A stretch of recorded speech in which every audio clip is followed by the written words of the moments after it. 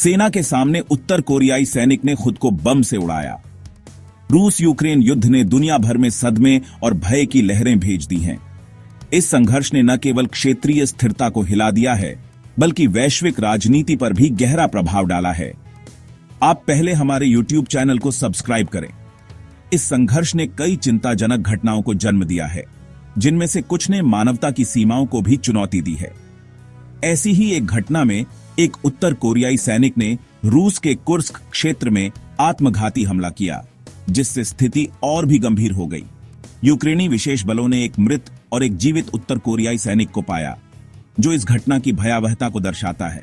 जैसे ही यूक्रेनी सैनिक ने जीवित सैनिक को पकड़ने की कोशिश की, उसने खुद को उड़ा लिया, जिससे स्थिति और भी तनावपूर्ण हो गई। इस घटना ने उत्तर कोरियाई सैनिकों की मानसिक स्थिति और उनके आत्मघाती दृष्टिकोण के बारे में कई सवाल खड़े कर दिए हैं। यह घटना उनके मानसिक स्वास्थ्य की गंभीर स्थिति को उजागर करती है। यह घटना युद्ध की क्रूर वास्तविकता और उन सैनिकों पर उसके मनोवैज्ञानिक प्रभाव को दर्शाती है। युद्ध के दौरान सैनिकों को जिन मानसिक और शारीरिक चुनौतियों का सामना करना पड़ता है, वे असहनीय होती हैं।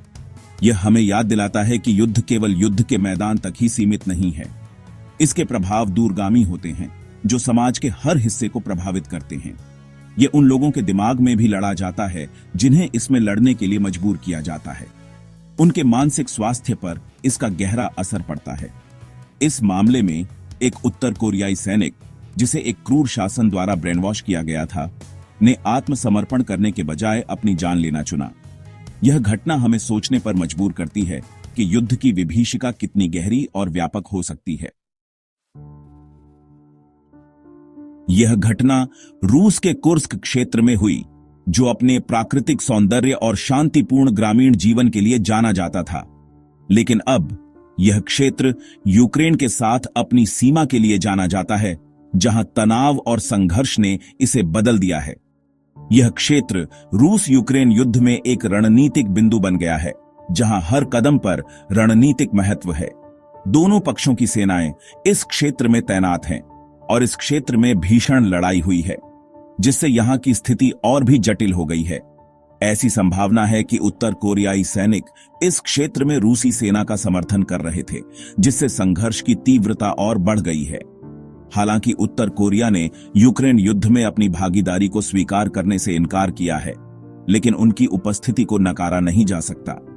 इस क्षेत्र में उत्तर कोरियाई सैनिकों की उपस्थिति कई कारणों से महत्वपूर्ण है, जो वैश्विक राजनीति को प्रभावित कर सकती है। पहला, यह इस संघर्ष में उत्तर कोरिया की भागीदारी के बारे में सवाल उठाता है, जो अंतर्राष्ट्रीय स्तर पर चिंता का विषय है। जबकि उत्तर कोरिया ने आधिकारिक तौर पर रूस का समर्थन किया है, उसने यूक्रेन में सैनिकों को भेजने से इनकार किया है, जिससे स्थिति और भी पेचीदा हो गई है। उसने यूक्रेन में सैनिकों को भेजने से इनकार किया है, लेकिन उनकी उपस्थिति के संकेत मिलते रहे हैं। दूसरा, यह उत्तर कोरियाई सैनिकों की दुर्दशा पर प्रकाश डालता है, जो अक्सर खतरनाक परिस्थितियों में तैनात किए जाते हैं। उन्हें अक्सर खतरनाक परिस्थितियों में तैनात किया जाता है और अपने वरिष्ठों द्वारा दुर्व्यवहार किया जाता है, जिससे उनकी स्थिति और भी दयनीय हो जाती है। तीसरा, इससे क्षेत्र में तनाव बढ़ सकता है, जो पहले से ही तनावपूर्ण माहौल को और भी अस्थिर बना सकता है। उत्तर कोरियाई सैनिकों की उपस्थिति से पहले से ही अस्थिर स्थिति और बिगड़ सकती है, जिससे क्षेत्र में शांति की संभावनाएं और भी कम हो जाती हैं।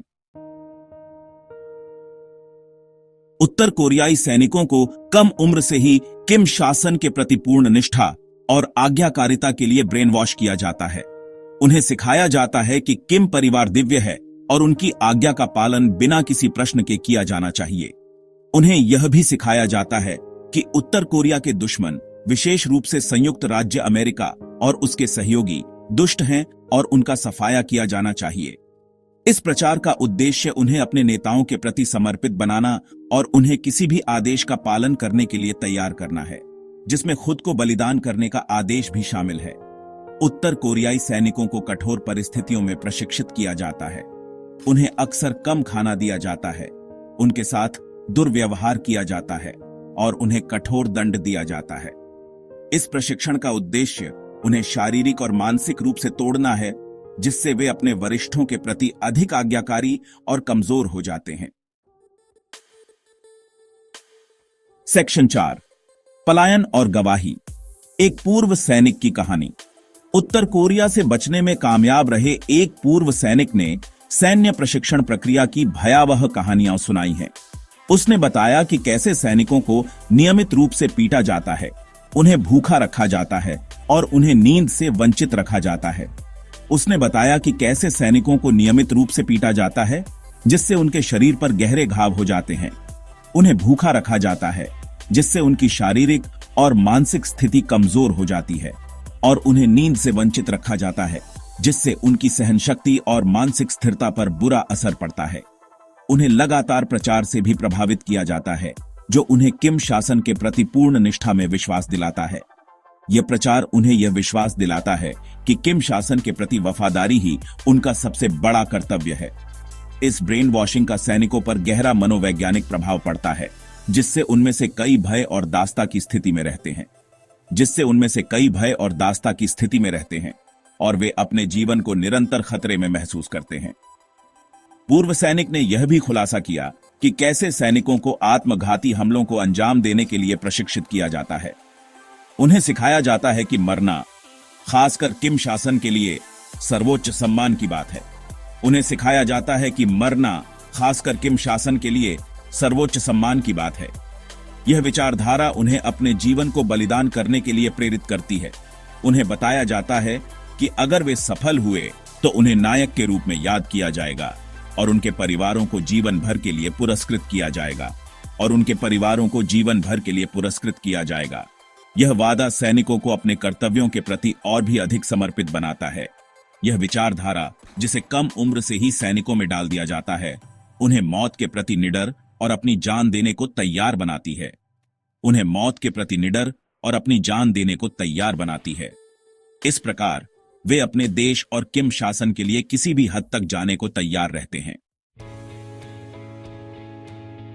सेक्शन 5, आत्मसमर्पण से इनकार मौत से बढ़कर सम्मान। उत्तर कोरियाई समाज में आत्मसमर्पण को एक बड़ा अपराध माना जाता है। सैनिकों को सिखाया जाता है कि अगर वे कभी पकड़े जाने के खतरे में हों तो उन्हें अपनी जान ले लेनी चाहिए। यह विश्वास कि मौत आत्मसमर्पण से बेहतर है, उत्तर कोरियाई प्रचार का एक गहरा प्रमाण है। कुर्स्क में आत्मघाती बम विस्फोट इस मानसिकता का एक दुखद उदाहरण है, जो दर्शाता है कि यह विचारधारा कितनी गहराई तक बैठी हुई है। यह घटना उत्तर कोरियाई शासन द्वारा अपने ही लोगों, विशेष रूप से अपनी सेना के प्रति क्रूरता और अमानवीयता पर प्रकाश डालती है। यह एक ऐसे शासन की कहानी कहता है जो अपने नागरिकों के जीवन के लिए बहुत कम सम्मान करता है, उन्हें अपने अस्तित्व को बनाए रखने के लिए केवल प्यादे के रूप में देखता है। सेक्शन 6, प्रॉक्सी युद्ध, वैश्विक संघर्ष में उत्तर कोरियाई भागीदारी। कुछ विशेषज्ञों का मानना है कि उत्तर कोरिया विभिन्न संघर्षों में शामिल होकर रूस का समर्थन कर सकता है। ऐसा माना जाता है कि उत्तर कोरिया ने अतीत में सीरिया और अफ्रीकी देशों में युद्धों में भाग लेने के लिए सैनिक भेजे हैं। ये गतिविधियां उत्तर कोरिया को अपने सहयोगियों को सैन्य सहायता प्रदान करते हुए अंतरराष्ट्रीय प्रतिबंधों को दरकिनार करने की अनुमति देती हैं। उत्तर कोरिया की कथित भागीदारी रूस यूक्रेन युद्ध में एक नया मोड़ दर्शाती है। यह इस बात पर प्रकाश डालता है कि कैसे संघर्ष तेजी से अंतरराष्ट्रीय हो रहे हैं, जिसमें विभिन्न देशों के अभिनेता शामिल हैं। यह उत्तर कोरियाई शासन की अप्रत्याशितता और जोखिम लेने के लिए उसकी तत्परता पर भी प्रकाश डालता है। सेक्शन 7, सैन्य रहस्य, उत्तर कोरिया की रूस यूक्रेन भागीदारी। कुर्स्क घटना में उत्तर कोरियाई भागीदारी की पूरी सीमा अभी भी अज्ञात है। क्या यह एक अलग घटना थी या उत्तर कोरियाई सैनिकों की अधिक सक्रिय भागीदारी का संकेत? यह सवाल अंतरराष्ट्रीय समुदाय के लिए चिंता का विषय है। यह उत्तर कोरियाई सैनिकों और रूस यूक्रेन युद्ध में उनकी भूमिका के बारे में आगे की जांच का आह्वान करता है। जब दुनिया रूस यूक्रेन युद्ध के परिणामों से जूझ रही है, तो कुर्स्क में आत्मघाती बम विस्फोट एक गंभीर अनुस्मारक के रूप में कार्य करता है। यह हमें इस संघर्ष की मानवीय लागत और युद्ध में शामिल सभी पक्षों, यहां तक कि उन लोगों के लिए भी इसके स्थायी निशान के बारे में याद दिलाता है जिन्हें लड़ने के लिए मजबूर किया जाता है।